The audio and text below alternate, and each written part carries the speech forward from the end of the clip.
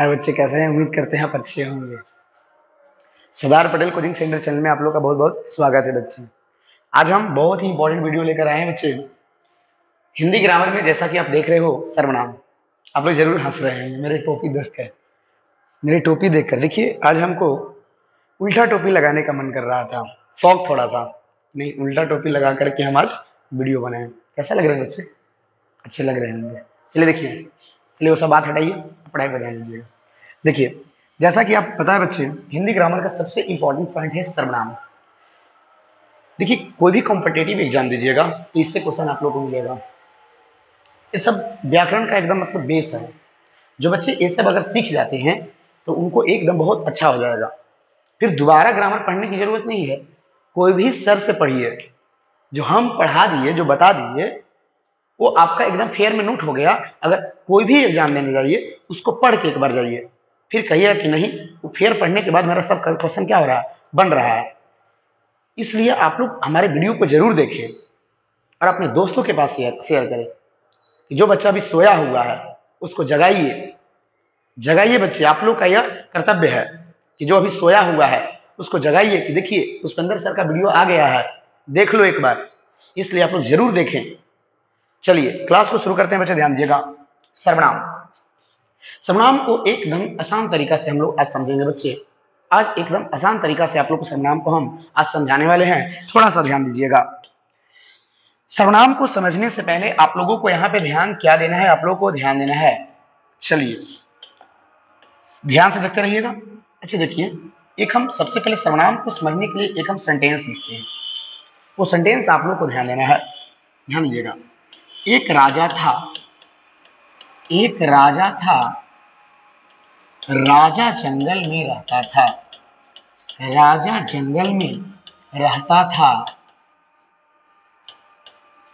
एक राजा था, राजा जंगल में रहता था। एक देखिए ए वाक्य लिखा मैंने, एक देखिए यहां से हम लिख रहे हैं। एक राजा था, वह जंगल में, वह जंगल में रहता था। ध्यान दीजिएगा, हमने यहाँ पे दो सेंटेंस लिखा है बच्चे। एक राजा था, राजा जंगल में रहता था, और एक मैंने लिखा एक राजा था, वह जंगल में रहता था। अब दोनों में क्या डिफरेंस है अभी समझना है। हम आपसे क्वेश्चन पूछेंगे बच्चे, बताइए कौन सा स्टेटमेंट सही लग रहा है, फर्स्ट या सेकेंड, या दोनों सही है? आपके मन में प्रश्न उठ रहा होगा दोनों सही है, लेकिन नहीं बच्चे, ध्यान से। फर्स्ट स्टेटमेंट गलत है और सेकेंड स्टेटमेंट बिल्कुल सही है। ध्यान दीजिएगा। क्यों ऐसा? ध्यान दीजिएगा। एक राजा था, राजा जंगल में रहता था। पहले देखिए, राजा, राजा एक संज्ञा है जो जातिवाचक संज्ञा है। यहाँ पे भी देखिए राजा है जो जातिवाचक संज्ञा है। देखिए, किसी भी सेंटेंस में जो संज्ञा होता है उसको बार बार नहीं लिखा जाता है, दोहराया नहीं जाता है, गलत हो जाता है वो सेंटेंस।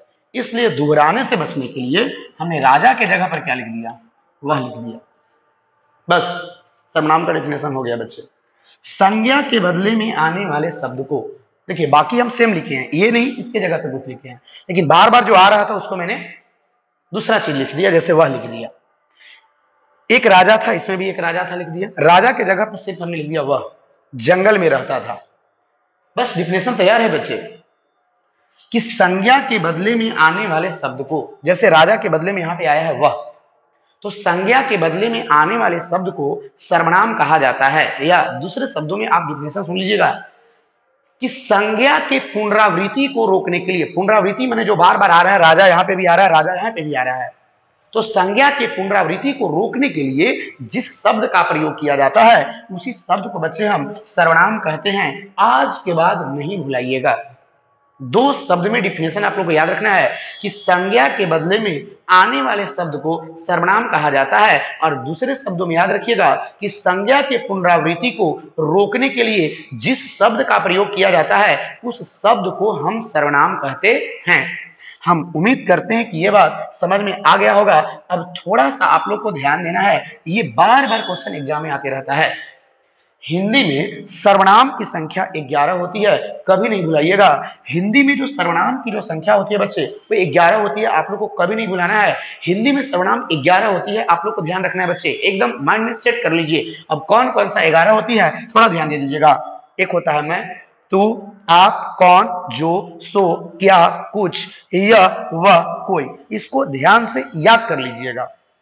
जैसे मैं है, तू है, आप है, कौन है, जो है, सो है, क्या है, कुछ है, यह है, वह है, कोई है। ये आप लोग का हिंदी में सर्वनाम की संख्या अगर पूछेगा तो 11 मारिएगा। भेद और संख्या में अलग है बच्चे, अंतर है। अगर सर्वनाम की संख्या पूछती है तो 11, भेद अगर कहेगा तो 6 मारिएगा। ध्यान दीजिएगा। अब हम नेक्स्ट बच्चे हम लेके चलते हैं, थोड़ा ध्यान दीजिएगा। देखिए हमने लेके आ गया, सर्वनाम के 6 भेद होते हैं। ध्यान दीजिएगा, सर्वनाम के 6 भेद होते हैं। सर्वनाम के 6 भेद होते हैं बच्चे, याद रखिएगा।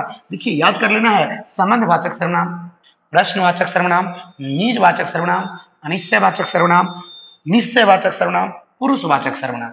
मतलब सर्वनाम के कितने भेद? 6 भेद होते हैं। तो आप कहिएगा इतना लंबा चौड़ा आप बता दिए, हमको कैसे याद होगा? इतना बड़ा बड़ा दिखा तो दिए आप, लेकिन हमको तो यादें नहीं होगा। मेरे पास सब उपाय है बच्चे। अब हम इसके कुछ ट्रिक की बात कर लेते हैं, थोड़ा ध्यान दीजिएगा, ध्यान से एकदम देखने का प्रयास कीजिएगा। देखिए हम आप लोग को सिखाने के लिए ट्रिक लाए हैं, बिल्कुल आसान तरीका से आप लोग को सीख जाना है। देखिए याद रखिएगा, एक पुरुष था। कौन था बच्चे? एक पुरुष था। कौन था? एक पुरुष था। एक पुरुष था जिसको प्रश्न मिला बच्चे। कैसा प्रश्न? निज प्रश्न, अपना प्रश्न मिला। एक प्रश्न, निज प्रश्न, निज कोई प्रश्न मिला, उसी के संबंध में बेचारा, उसी के संबंध में, उसी के संबंध में बेचारा निश्चय और अनिश्चय में फंस गया। निश्चय और अनिश्चय में फंस गया। निश्चय और अनिश्चय में फंस गया। हो गया सर्वनाम के भेद, हो गया बच्चे, कुछ रटने की जरूरत नहीं है। ध्यान दे दीजिए, एक पुरुष निज प्रश्न के संबंध में निश्चय और अनिश्चय में फंस गया। बिल्कुल सिंपल, एक पुरुष था, उसको निज प्रश्न मिला, उसी के संबंध में बेचारा निश्चय और अनिश्चय में क्या हो गया? फंस गया। बस हो गया। पहला पुरुषवाचक सर्वनाम, दूसरा निजवाचक सर्वनाम, तीसरा प्रश्नवाचक सर्वनाम, चौथा संबंधवाचक सर्वनाम, पांचवा निश्चयवाचक सर्वनाम और छठा अनिश्चयवाचक सर्वनाम। देखिए कितना मजा आ गया, कितना मजा आ गया। बस आप पढ़ते रहिए ना, पढ़िए ना आप। हम तो कहेंगे आप पढ़िए, बाकी तो हम तो आपके लिए बहुत कुछ कर रहे हैं बच्चे, इसलिए आप मन लगाते से पढ़िए ना। पढ़ने वाला बच्चा से मेरा मन खुश हो जाता है, जो बच्चा पढ़ता है। नहीं पढ़ता है एकदम दूर दूर का रिश्ता खत्म। इसलिए एकदम पढ़िए आप। देखिए हमने एक ट्रिक लेकर आया है। एक पुरुष था, निज प्रश्न के संबंध में निश्चय और अनिश्चय में बेचारा फंस गया। बस सर्वनाम के भेद खत्म।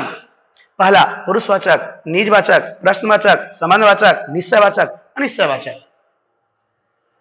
अब हम एक एक करके चलते हैं। पहला पुरुषवाचक सर्वनाम में देखिए, अगला पॉइंट अब हमारा है पहला पुरुषवाचक सर्वनाम किसे कहते हैं, आप लोग को ध्यान देना है। कहने से पता चलता है बच्चे, पुरुषवाचक सर्वनाम स्त्री और पुरुष के बदले में आने वाले सर्वनाम को, स्त्री और पुरुष के बदले में जो शब्द आएगा उसी को बच्चे हम लोग कहते हैं पुरुषवाचक सर्वनाम। ध्यान दीजिएगा। और पुरुषवाचक सर्वनाम के 3 भेद होते हैं, ये बहुत इंपॉर्टेंट है। पुरुषवाचक सर्वनाम के 3 भेद होते हैं बच्चे, आप लोग को ध्यान देना है। पहला प्रथम पुरुष या उत्तम पुरुष, इसे बच्चे हम वक्ता कहते हैं। दूसरा मध्यम पुरुष, जिसे हम श्रोता कहते हैं। और कोई एक अन्य पुरुष होता है जो अन्य का काम करता है। अब कहिएगा ये क्या बोल दिया, हमें तो कुछ पता ही नहीं चला। जैसे हम पढ़ा रहे हैं, हम पढ़ा रहे हैं, हम पढ़ा रहे हैं, आप लोगों को पढ़ा रहे हैं, तो हम हो गए प्रथम पुरुष, या इसे हम उत्तम पुरुष कहते हैं। और वक्ता का हम काम कर रहे हैं, हम बोल रहे हैं, या तो मैं बोल रहा हूं या तो हम बोल रहे हैं। इसलिए उत्तम पुरुष में 2 शब्द याद रखना है, एक मैं और एक हम। ध्यान दीजिए, ध्यान दीजिए, ध्यान देना है आप लोगों को। हम वक्ता का काम कर रहे हैं, हम बोल रहे हैं, हम आप लोग को बोल के पढ़ा रहे हैं, हम वक्ता का काम कर रहे हैं बच्चे। वक्ता अर्थात प्रथम पुरुष उत्तम पुरुष को वक्ता, वक्ता वक्ता माने बोलने वाला, या तो मैं बोल रहा हूं या तो हम बोल रहे हैं। इसलिए मैं और हम कभी भी दिख जाए तो कहिएगा अच्छा प्रथम पुरुष होगा, उत्तम पुरुष होगा, दोनों एक ही चीज है। दूसरा बच्चे ध्यान दीजिएगा, मध्यम पुरुष। मध्यम पुरुष, आप सुन रहे हैं, तुम सुन रहे हो या आप सुन रहे हैं, इसलिए तू और आप मध्यम पुरुष होंगे आप लोग बच्चे, जो श्रोता अर्थात सुनने का काम कर रहे हैं। इसलिए मध्यम पुरुष के रूप में या तो तुम होगा या तो आप होगा, इसलिए आपका श्रोता का काम करेगा। अच्छा चलिए, बहुत अच्छी बात है, बहुत अच्छी बात है। अब हम तीसरा पॉइंट लेके चलते हैं बच्चे, ध्यान से आप लोग को समझने का प्रयास करना है। ध्यान से आप लोग को समझने का प्रयास करना है। थोड़ा सा प्रॉब्लम आ गया बच्चे, देखिए यहाँ पे मक्खी बैठ गया है, ये देखिए मक्खी बैठ जाता है तो देखिए कितना ये डिस्टर्ब कर देता है। चलिए इसको हटाइए बच्चे, चलिए देखिए फिर बैठ रहा है बच्चे, देख लीजिए फिर मक्खी बैठ रहा है, मतलब कितना शैतान है, देखिए तो इधर मंडरा रहा है। ये तो कितना बात मेरा अच्छा है कि ये भी एकदम सुनने के लिए तत्पर हो रहा है बच्चे। अच्छा जाने दीजिए, कोई बात नहीं है। चलिए अन्य पुरुष में अगर हम बच्चे लेके चलते हैं, अन्य पुरुष में बच्चे अन्य है। अच्छा मान लीजिए हम पढ़ा रहे हैं, आप सुन रहे हैं, और अगर आपके पिताजी बगल में भी बैठ के सुन रहे होंगे तो वो बच्चे अन्य पुरुष का काम करेंगे। क्योंकि हमारा वक्ता और आप जो श्रोता के रूप में हैं, वो दोनों के तालमेल के आधार पर उनका वो अपने बच्चे को देख रहे हैं कि मेरा बच्चा पढ़ रहा है कि नहीं पढ़ रहा है। लुका लुका के कभी भी देखते हैं बच्चे, वो व्यक्ति अन्य पुरुष है, अन्य है। जैसे यह होंगे या तो वह होंगे, या तो ए होंगे या तो वे होंगे। या हम पढ़ा रहे हैं, आप क्लास में पढ़ रहे हैं, रोड पर जाने वाला व्यक्ति कोई सुन रहा होगा, वह यह होगा या वह होगा या ये होगा या तो वे होगा, इसलिए वह अन्य पुरुष में जाएगा। एक बात एकदम कंप्लीट कर लीजिए, पहले पुरुषवाचक सर्वनाम किसे कहते हैं? तो स्त्री और पुरुष के बदले में आने वाले शब्द को पुरुषवाचक सर्वनाम कहा जाता है। और पुरुषवाचक सर्वनाम के 3 भेद होते हैं बच्चे, याद रखिएगा। फर्स्ट, उत्तम पुरुष या प्रथम पुरुष, जिसमें वक्ता होता है, जिसमें मैं और हम रखते हैं। श्रोता मध्यम पुरुष होता है, जो तू और आप होता है। और अन्य पुरुष अन्य होता है, जो यह वह ये और वे होते हैं। अब चलिए यहाँ पे कुछ शब्द आप लोगों को हम लेकर आए हैं। जैसे मैं से क्या क्या शब्द बन सकता है? जैसे मेरा, मुझे, मुझको, मुझसे। अब कहेगा मेरा कौन वाचक है? तो देखिए पुरुषवाचक में कौन पुरुष होगा? उत्तम पुरुष होगा मैं। जैसे मुझे, मुझको, मुझसे, ये सब जाएगा आपका बच्चे उत्तम पुरुष वक्ता में जाएगा। हमसे, हम, हमें, हमको, हमसे। देखिए हमसे, देखिए हमसे, हम, हमें, जैसे ये बनाए हो उसी तरह ये भी बनेगा। हम, हमें, हमको, हमसे, ये सब को डालिएगा उत्तम पुरुष अर्थात प्रथम पुरुष वक्ता में हम लोग डालेंगे। अब चलते हैं तू। देखिए तू यहाँ पे देखिए मध्यम पुरुष श्रोता में जाएगा। तू से तुम, तुम्हारा, तुम्हें, तुमको, तुमसे। तू से तुम, तुम्हारा, तुम्हें, तुमको, तुमसे, ये सब जाएगा बच्चे, आप लोगों को ध्यान देना है मध्यम पुरुष में। और आपसे होगा आपका, आपको, आपसे, आपका, आपको, आपसे, ये भी जाएगा मध्यम पुरुष में, आप लोगों को ध्यान रखना है। बाकी तो ये वाला अपने आप में यह वह ये वे तो है ही बच्चे, इसमें कुछ नहीं, ये आप लोगों को ध्यान रखना है। अब चलिए अगला पॉइंट देखिए, निश्चयवाचक सर्वनाम, ध्यान देना है। दूसरा भेद, जिस सर्वनाम से किसी वस्तु की निश्चितता का बोध हो, निश्चितता का बोध हो, तो उसे निश्चयवाचक सर्वनाम कहा जाता है। ध्यान दीजिएगा, जिस सर्वनाम से किसी वस्तु की निश्चितता का, निश्चितता माने निश्चित होगा, निश्चित रूप से होगा, रियल में होगा, तब उसे निश्चयवाचक सर्वनाम कहते हैं। और निश्चयवाचक सर्वनाम 2 होते हैं बच्चे, एक यह याद रखना है और एक वह।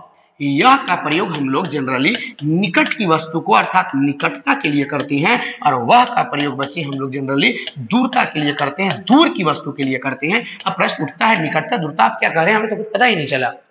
जैसे अगर हम कहेंगे कि यह कलम, देखिए ये कलम जो देख रहे हैं, यह कलम मेरा है, यह कलम मेरा है। तो देखिए यह कलम मेरा है, तो कलम रियल में है, लेकिन यह जो है कलम मेरा है तो निकट है कि दूर है? हमसे निकट है, तो यह का प्रयोग निकटता के लिए। लेकिन अगर हम कहेंगे वह घर, वो जो घर देख रहे हैं अपना, वह जो घर है वो तुम्हारा है, वह घर तुम्हारा है, तो बताइए वह घर माने वो घर दूर है कि निकट है? दूर है, लेकिन हाँ वो घर है, निश्चय है, रियल में है। तो याद रखिएगा निश्चयवाचक सर्वनाम में 2 चीज आती हैं, एक यह और वह। यह का प्रयोग निकटता के लिए और वह का प्रयोग दूरता के लिए होता है बच्चे, आप लोगों को एकदम ध्यान रखना है। 2 सर्वनाम खत्म हो गया। नेक्स्ट अब हम लेके चलते हैं थर्ड। देखिए कहता है अनिश्चयवाचक सर्वनाम, कहता है ऐसा सर्वनाम जिसमें किसी वस्तु व्यक्ति की अनिश्चितता का बोध हो, अनिश्चितता का बोध हो। अनिश्चितता माने रियल में नहीं होगा, नहीं पता होगा कि कौन है, क्या है, कैसे है, कुछ नहीं पता चलेगा, तो वो अनिश्चयवाचक सर्वनाम कहा जाता है। अनिश्चयवाचक सर्वनाम में 2 याद रखना है, एक याद रखना है कुछ और एक याद रखना है कोई। ध्यान दीजिएगा, एक कुछ और एक क्या बच्चे? कोई।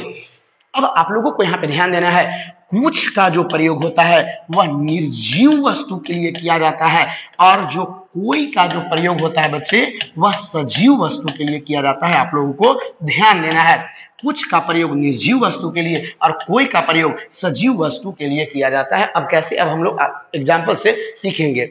जैसे अगर हम कहेंगे बच्चे, अगर फर्स्ट एग्जाम्पल में अगर हम कहेंगे कि दूध में कुछ है, दूध में कुछ है, दूध में कुछ है, क्या है नहीं पता, कुछ है, अनिश्चय, कुछ है नहीं पता क्या है, तो कुछ है, दूध में कुछ है, तो है तो अनिश्चयवाचक है, क्या है ये नहीं पता, अनिश्चितता का बोध करा रहा है। कुछ है तो कुछ है, इसका मतलब कि वो कुछ में निर्जीव होगा कि सजीव होगा। तो में धूल कण हो सकता है, पत्थर हो सकता है, इसका मतलब कि कुछ मने हो गया निर्जीव।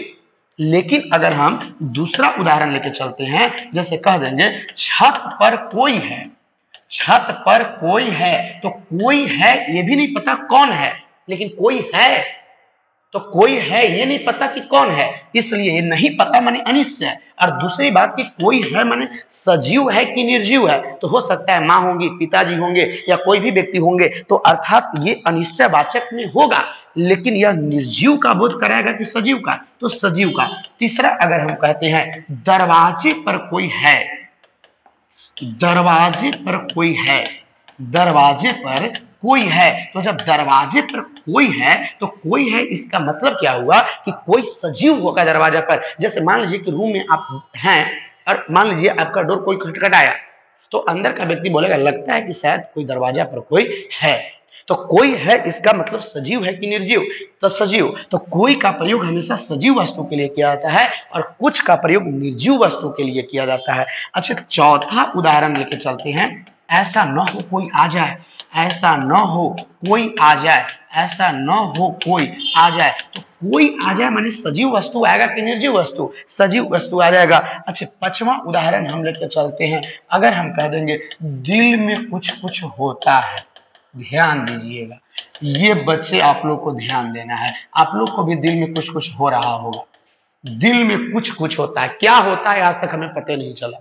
दिल में कुछ कुछ होता है, क्या होता है भाई, अभी तक पता नहीं चला क्या होता है। निश्चय की अनिश्चय, अनिश्चय, लेकिन कुछ कुछ होता है, क्या होता है पता नहीं है कि क्या होता है। तो निश्चय की अनिश्चय, अनिश्चयवाचक होगा जो निर्जीव का बोध कराएगा बच्चे। हम उम्मीद करते हैं कि आप लोग को अनिश्चयवाचक सर्वनाम आप लोग को समझ में आ गया होगा। चलिए नेक्स्ट सर्वनाम लेके चलते हैं, संबंधवाचक सर्वनाम। ध्यान दीजिएगा, संबंध स्थापित करने के लिए जिस सर्वनाम का प्रयोग किया जाता है उस सर्वनाम को संबंधवाचक सर्वनाम कहा जाता है। और इसमें याद रखिएगा जनरली जो और सो, जो और सो साधारण तौर पर अगर हम बात करते हैं कि संबंध स्थापित करने के लिए जिस सर्वनाम का प्रयोग किया जाता है उस सर्वनाम को हम संबंधवाचक सर्वनाम कहते हैं। जैसे इसका उदाहरण सुनिएगा, जिसकी लाठी उसकी भैंस, जिसकी लाठी उसकी भैंस, तो जिसकी लाठी, लाठी जिसकी है उसी का ही भैंस है, मतलब जिसकी लाठी है उसी का भैंस है, इसका मतलब दोनों एक दूसरे से संबंधित है। जिसकी लाठी उसकी भैंस, इस संबंधवाचक सर्वनाम में जाएगा। या अगर हम कहेंगे जैसी करनी वैसी भरनी, करनी जैसा रखोगे वैसा भरनी होगा, जैसी करनी वैसी भरनी, इसका मतलब है कि करनी का संबंध भरनी से है, करनी का संबंध भरनी से है। या आप लोग देहात में कहावत सुने होंगे, जो सोएगा से खोएगा और जो जागेगा से पाएगा। तो जो सोएगा से वो खो जाएगा और जो जागेगा से वह पा लेगा। अगर आज आप जाग के पढ़ाई कर लेते हैं तो आपका जिंदगी सेटल हो जाएगा, लेकिन जो बच्चे अगर अभी भी नींद में है उनको नींद को तोड़ दीजिए कि जो सोएगा से खोएगा और जो जागेगा से पाएगा, वह कौन वाचक सर्वनाम है बच्चे? संबंधवाचक सर्वनाम। हम उम्मीद करते हैं कि ये एग्जाम्पल आप लोगों को समझ में आया होगा। चलिए बहुत अच्छी बात। अब हम पांचवा सर्वनाम हम लेके चलते हैं, ध्यान दीजिएगा, प्रश्नवाचक सर्वनाम। प्रश्न पूछने के लिए जिस सर्वनाम का प्रयोग किया जाता है, प्रश्न पूछने के लिए जिस सर्वनाम का प्रयोग किया जाता है उस सर्वनाम को हम प्रश्नवाचक सर्वनाम कहते हैं। जैसे बहुत सारा इसमें एग्जाम्पल हो सकता है, जैसे क्या, कब, कैसे, क्यों, कहां, ये सब बच्चे आदि, ये सब प्रश्नवाचक सर्वनाम हो जाएगा। जैसे अगर हम बात कर लेते हैं, थोड़ा सा ध्यान दीजिएगा, कहेंगे वह क्या कर रहा है, वह क्या कर रहा है, तो यहाँ पे प्रश्नवाचक का चिन्ह होगा। और यहाँ पे जो क्या कर रहा है ये प्रश्न को संबंधित करने के लिए या प्रश्नवाचक नाम ही है। तो प्रश्न पूछने के लिए जिस सर्वनाम का हम प्रयोग कर रहे हैं ये सर्वनाम आपका होगा प्रश्नवाचक सर्वनाम। या आप बहुत सारा एग्जाम्पल देख सकते हैं, जैसे वह कब आ रहा है, वह कब आ रहा है। तो देखिए कब का प्रयोग हम लोग प्रश्न पूछने के लिए कर रहे हैं, इसलिए प्रश्नवाचक सर्वनाम। तो याद रखिएगा कि प्रश्न पूछने के लिए बहुत सारा एग्जांपल हो सकता है, वह क्या खा रहा है, वह कैसा है, वह क्यों जा रहा है, तुम कहां जा रहे हो, ये सब जो होते हैं बच्चे प्रश्नवाचक सर्वनाम होते हैं। उम्मीद करते हैं कि आप लोग को ये जरूर समझ में आया होगा। देखिए 5 को हंसते खेलते में आप लोग को मैंने बच्चे आप लोग को सिखा दिया, केवल मन लगा के पढ़ाई कीजिए आप। अब देखिए छठा हम लेके चलते हैं, ध्यान दीजिएगा, निजवाचक। देखिए सर्वनाम का छठा भेद भी देखिए आज हम खत्म करते हैं, बाकी नेक्स्ट क्लास में आप लोग को सर्वनाम के ऑब्जेक्टिव क्वेश्चन हम आप लोग लेके आएंगे। देखिए निजवाचक सर्वनाम क्या होता है, थोड़ा सा आप लोग समझने का प्रयास करना है। देखिए कोई भी वक्ता होता है, खुद वक्ता मतलब हम खुद अपने के लिए अगर हम किसी सर्वनाम का प्रयोग करते हैं तो वैसे सर्वनाम को निजवाचक, निज मतलब अपना होता है। जब कोई वक्ता खुद अपने लिए जिस सर्वनाम का प्रयोग करता है या खुद अपने लिए जिस शब्द का प्रयोग किया करता है उसी शब्द को हम निजवाचक सर्वनाम कहते हैं। जैसे अपने लिए हम कह सकते हैं जैसे स्वयं, या कह सकते हैं खुद, या कह सकते हैं स्वतः, या कह सकते हैं अपने आप। ये सब बच्चे उदाहरण है किसका, निजवाचक सर्वनाम का। जैसे अगर हम कहेंगे मैं स्वयं यह काम कर लूंगा, यह काम कर लूंगा, इसका मतलब है कि स्वयं, तो स्वयं यह काम कर लूंगा अर्थात मैं खुद कर लूंगा, इसका मतलब है कि ये जो होगा ये आपका निजवाचक होगा। या अगर हम कहेंगे हम अपना काम खुद कर लेंगे, या मैं स्वतः चला जाऊंगा, या अगर हम कहेंगे कि मैं अपने आप पटना चला जाऊंगा, किसी की जरूरत नहीं है, तो ये सब बच्चे आपका जाएगा कौन सा वाचक में, निजवाचक सर्वनाम में। तो देखिए हम उम्मीद करते हैं कि ये समझ में आ गया होगा। देखिए एक बहुत ही इंपॉर्टेंट वर्ड है जो आप लोग को ध्यान देना है। देखिए आप भला तो जग भला, आप भला तो जग भला। देखिए ये बच्चे मारते हैं, जानते हैं कौन ऑप्शन, ये मार देते हैं बच्चे संबंधवाचक, जो गलत है।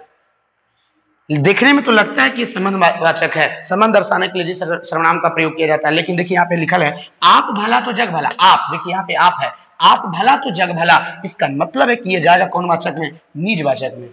वीडियो को बार बार देखिए, वीडियो को बार बार आप देखें बच्चे, एकदम 100% आप लोग को समझ में आएगा। चलिए बच्चे थैंक यू, आज का क्लास इतना ही।